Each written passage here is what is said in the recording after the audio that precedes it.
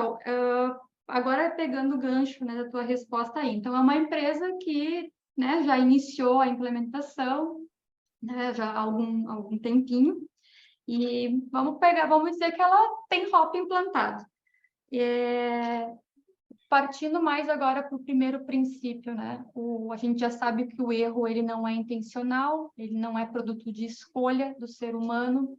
A gente viu isso com o Hobby, né?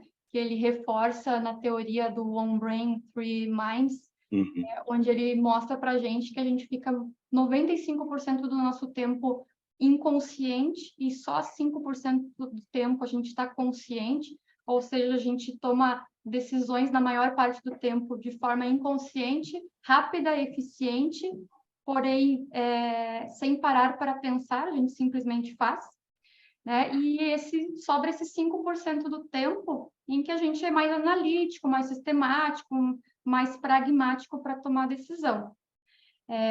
Um pouco menos rápido, digamos assim, do que a mente no inconsciente. Sabendo de tudo isso, o livro traz uma questão, uma abordagem da violação, de um erro malicioso versus um erro normal.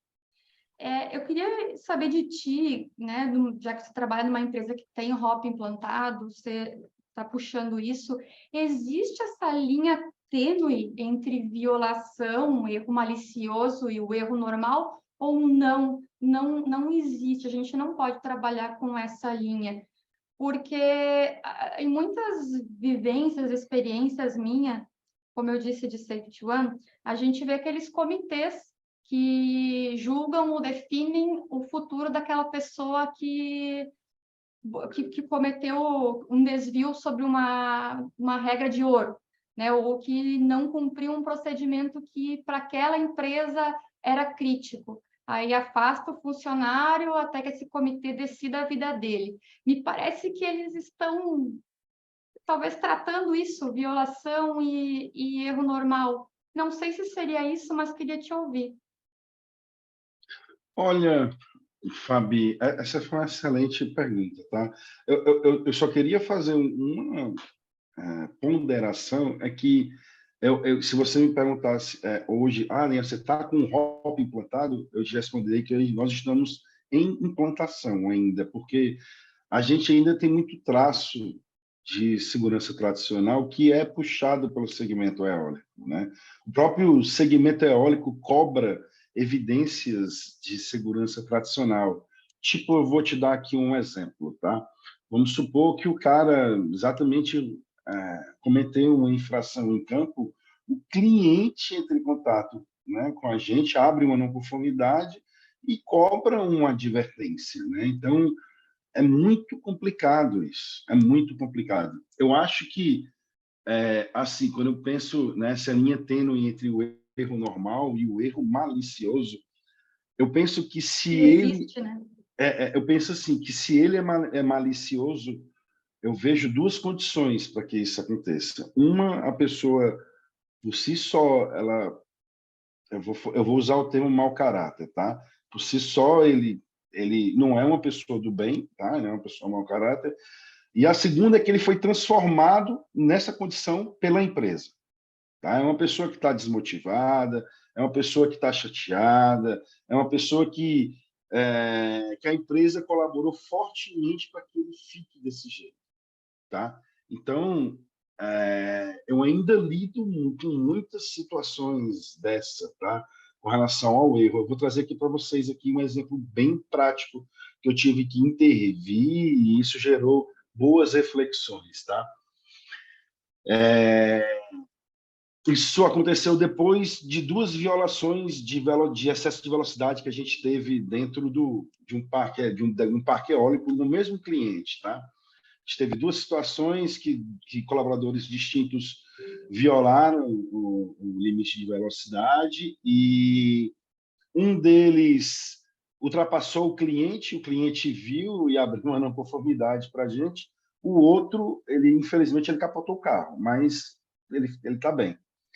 Qual foi a tratativa da empresa, né? A empresa ela o rapaz que capotou o carro, a gente demitiu, para o outro que tomou a não conformidade, a gente advertiu. E nisso já mexeu demais comigo, porque eu voltei para a empresa e falei, gente, você sabe qual a mensagem que a gente está dando para os trabalhadores? Porque, assim, a violação ela foi exatamente a mesma. O resultado pode ter sido diferente, mas a violação ela foi a mesma. E a gente só culpou, a gente culpou e puniu os dois casos. Cadê o aprendizado em cima disso? Né? O que aconteceu para aquelas pessoas estarem violando o excesso de velocidade?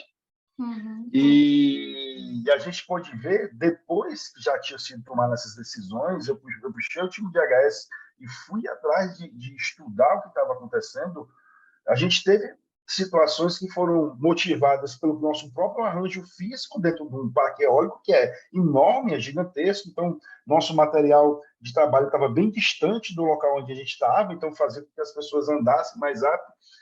E aquela situação em si do clima também tinha atrapalhado muito a atividade, né? Então a gente estava, de certa forma, atrasado. E então, de certa forma, os trabalhadores eles estavam andando rápido por esse contexto que a gente tinha criado, né? E eu joguei isso na vitrine e falei, olha, vamos entender o contexto, porque se a gente culpar e punir, a gente não vai aprender nada. A turma vai continuar andando rápido e a mensagem que eles vão ter no fundo é, ó, a gente pode andar rápido desde que a gente não seja pegue e nem capote o carro. Então, a gente, no final, como empresa, a gente deu esse recado, né? Até que teve uma outra situação nesse mesmo parque que foi o cliente que descobriu que o nosso trabalhador ele tirou a proteção de uma lixadeira para poder fazer um reparo dentro de uma pá eólica, um reparo interno.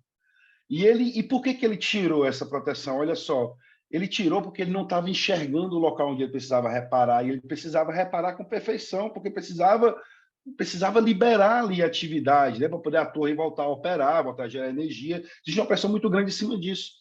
E aí, quando foi, o cliente pegou, já veio aquela avalanche, né, de segurança tradicional, e quem segurou, digamos assim, a pancada fui eu. Eu defendi a circunstância do trabalhador, e a gente pôde explorar mais o contexto e a gente teve uma tratativa completamente diferente do que foram os dois casos que foram relacionados aos casos de excesso de velocidade dentro do site, tá? Então, assim, depois disso, a gente descobriu que essa prática de remover a produção da lixadeira estava todo mundo fazendo, era de consentimento da liderança de campo, e a liderança de campo sabia que eles tiravam para poder fazer o trabalho, e depois que vieram as cobranças, a própria liderança de campo quis se esquivar e falou, não, mas eu disse para o cara não tirar, né, digamos assim.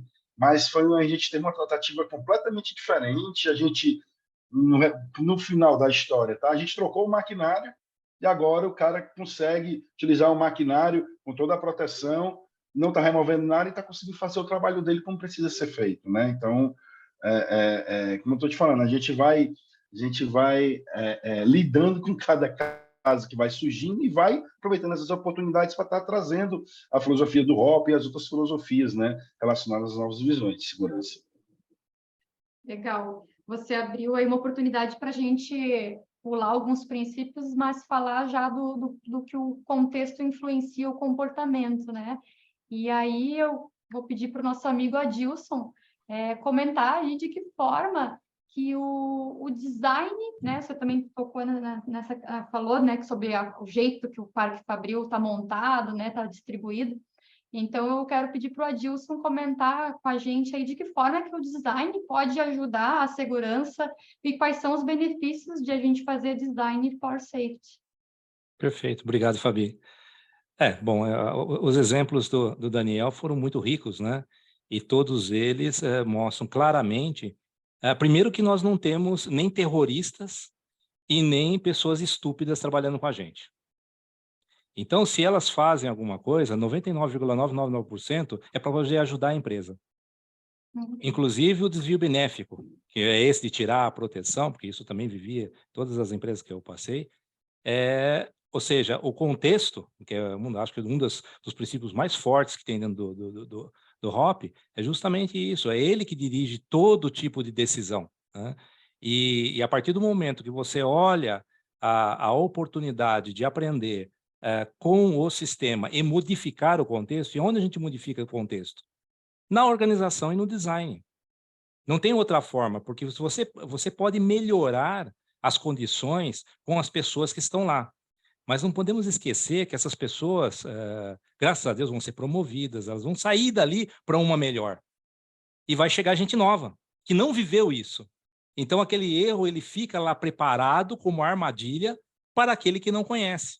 É a história de você entrar na mata e falar, olha, tem animal selvagem aqui ou não tem animal selvagem aqui? Quem conhece que tem, ele já tem um certo cuidado. Quem não conhece vai entrar com o cara e dizer, olha, eu tenho que fazer o meu trabalho. Então, a filosofia do Design for Safety é justamente isso, é pegar a experiência de aprendizado que o Hop proporciona no Work as Done, quer dizer, no trabalho executado, e trazer ele como conhecimento, como inteligência do negócio, né? Você olha o sistema, porque a maioria das empresas, quando você trabalha em engenharia, né, eu tenho muito tempo trabalhando em projetos e confecções de máquinas e instalações, a gente olhava o quê? A operação e a qualidade, ou seja, como é que eu consigo produzir mais barato e com um recurso mínimo. Eu, às vezes, não me preocupava com a manutenção. Eu não me preocupava, por exemplo, quando eu tinha que fazer uma reforma. Eu não me preocupava com o destino final daquela instalação. Quer dizer, olha a parte da sustentabilidade. E o Design for Safety justamente é o grupo de pessoas multidisciplinares que vai olhar o ciclo de vida total, ou do equipamento, do processo, ou daquilo que você pode fazer, e trazer isso tudo a custo presente. Então, a gente pode não brigar por custo, mas sim mostrar o quanto o nosso custo pode ser efetivo ao longo da vida, da trajetória daquele negócio, daquela instalação. Então, a gente traz um olhar não somente de segurança, mas um olhar também de business. Como é que eu posso economizar dinheiro da companhia, não tendo processo trabalhista, porque eu estou usando um produto químico que vai me dar insalubridade lá na frente? Ou eu vou trabalhar dentro de uma situação onde eu tenho periculosidade presente a todo momento, e eu vou impactar 30% do custo do salário base da companhia, daqueles profissionais. Quer dizer, eu não estou falando de gente, eu estou falando de negócio, de dinheiro. E, lógico, esse é o caminho mais fácil do coração do gestor, né? Quando você fala, olha, o efeito colateral é que as pessoas vão estar mais seguras e mais saudáveis e muito mais tranquilas. Então, eu vejo esse balanço do Design for Safety com o Hop, um balanço perfeito, porque eu aprendo com o Hop, trago para o meu design, e isso pode ser feito imediatamente. Ou seja, hoje, se eu for fazer uma mudança na minha empresa, que seja pequena de uma máquina, eu já tenho que olhar o contexto geral dessa máquina. O que é o entorno dela, o que ela tem de histórico de acidente, o que ela faz, o que acontece, os custos lá na frente, em função da operação dela, trazer isso tudo para o projeto e falar, gente, vamos discutir, vamos já resolver isso, porque não custa nada, eu estou brincando com papel. Eu estou brincando com programas de computador, ó, joga a máquina um pouco mais para cá, ó, abre o corredor aqui, olha, aqui vai ter um problema de intersecção entre uma fase e outra, por que a gente não puxa um pouco para cá? Quanto está custando isso? O tempo nosso só de pensar. Só que isso vai trazer resultado muito forte. Então, isso que o parente disse é muito importante. Ou seja, a partir do momento que olha o processo e fala, poxa, o cara tem uma dificuldade com a ferramenta, precisamos mudar o processo para que ele possa enxergar aquele ponto sem que a ferramenta seja, vamos dizer assim, de certa forma, retirada suas proteções, tirada a sua eficiência. Então, você tem um benefício duplo. A pessoa segura e, ao mesmo tempo, o equipamento saindo no tempo correto, dentro da programação de produção. Então, fica muito mais fácil negociar com isso. Então, a gente não fica falando, como eu sempre falo, com o barquinho da segurança fora do navio da empresa. Nós estamos dentro do navio da empresa, ajudando ela a chegar no objetivo final. Então, essa seria a complementação do Design for Safety dentro dessa história. Bacana, Dilson. Obrigada pela tua contribuição.